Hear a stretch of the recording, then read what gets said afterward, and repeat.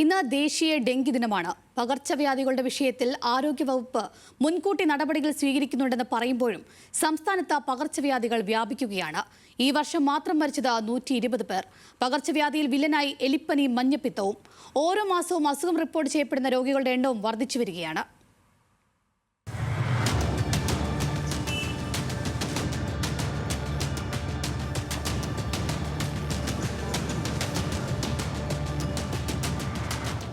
ഈ വർഷം സംസ്ഥാനത്ത് ഡെങ്കിപ്പനി, മലേറിയ, എലിപ്പനി, മഞ്ഞപ്പിത്തം, കോളറ എന്നീ രോഗങ്ങൾ ബാധിച്ച് മരിച്ചത് ആകെ 64 പേർ.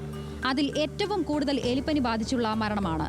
മെയ് മാസം പകുതിയാകുമ്പോൾ തന്നെ കഴിഞ്ഞ മാസങ്ങളെക്കാൾ കൂടുതൽ കേസുകളാണ് റിപ്പോർട്ട് ചെയ്യപ്പെടുന്നത്. ഈ മാസം മാത്രം 8 മരണം സ്ഥിരീകരിച്ചു.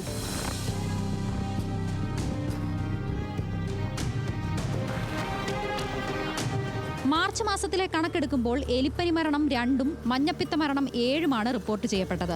എന്നാൽ ഏപ്രിൽ മാസത്തിലേക്ക് എത്തുമ്പോൾ ഡെങ്കു മരണവും എലിപ്പനി മരണവും 4ആയും മഞ്ഞപ്പിത്ത മരണം 8ആയും ഉയർന്നു. വിഭിന്നമല്ല ഓരോ അസുഖബാധിതരുടെ എണ്ണവും. മാർച്ച് മാസത്തിൽ 45ആണ് മലേറിയയുടെ കണക്കെങ്കിൽ ഏപ്രിലിൽ അത് 82ആയി ഉയർന്നു. ഡെങ്കു 276-ൽ നിന്ന് 347-ലേക്ക്.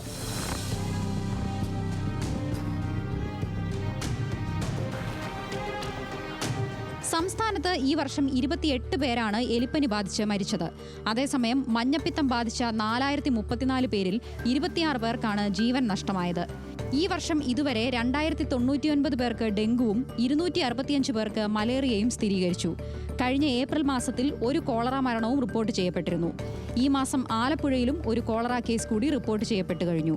കാലവർഷം ആരംഭിക്കാൻ ദിവസങ്ങൾ മാത്രം ബാക്കി നിൽക്കെ സംസ്ഥാനത്തെ പകർച്ചവ്യാധികളുടെ വ്യാപനത്തിന്റെ കണക്ക് ആശങ്കപ്പെടുത്തുന്നതാണ്. വിഷയത്തിൽ ആരോഗ്യ കേരളം കൂടുതൽ ശ്രദ്ധ ചെലുത്തേണ്ടിയിരിക്കുന്നു. മീര മനോഹരൻ, ന്യൂസ് മലയാളം, തിരുവനന്തപുരം.